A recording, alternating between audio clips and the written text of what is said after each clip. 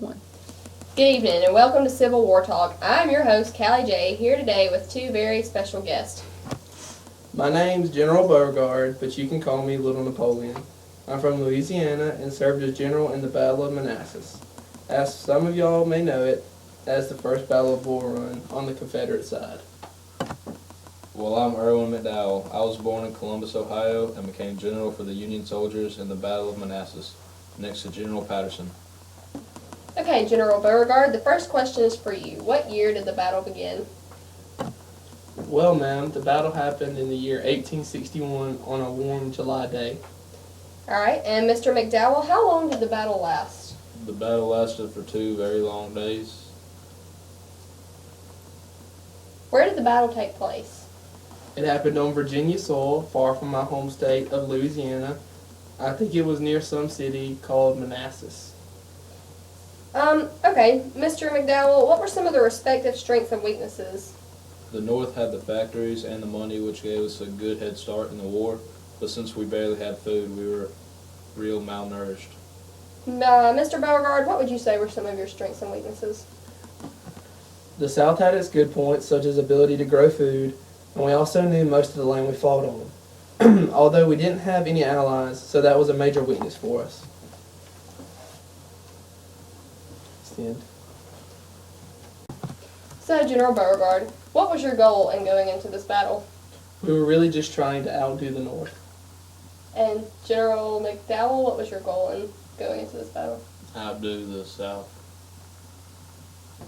So, gentlemen, I hate to ask this question, but who won the battle? Obviously, the South won the battle. Only because of the railways. No, because we know how to fight. Okay, gentlemen, next question. So what were the casualties of this battle?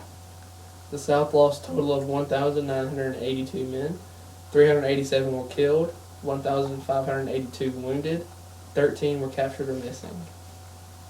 The Union had a strategic plan for victory but couldn't fulfill it due to disorganization. The Union was winning until Confederate reinforcements arrived.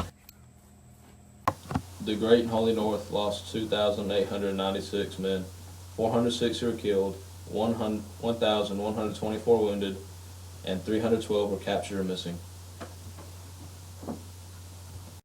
So what were some of the consequences of this battle? At that point in history, it was one of the largest and bloodiest battles on U.S. soil.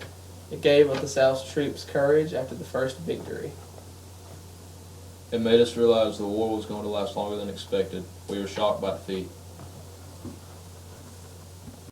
So is there anything else that you gentlemen would like to add before we end this show?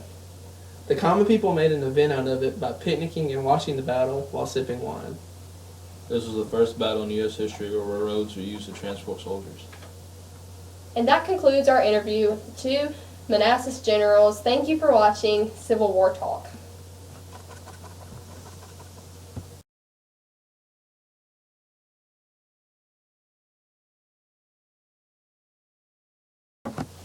Good evening and welcome to Civil War Talk. I am your host, Callie J, here with the two generals from Manassas.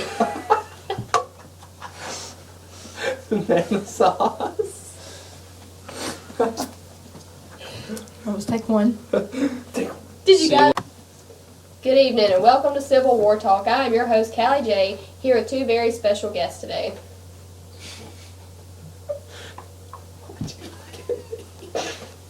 I got this right. Get it together.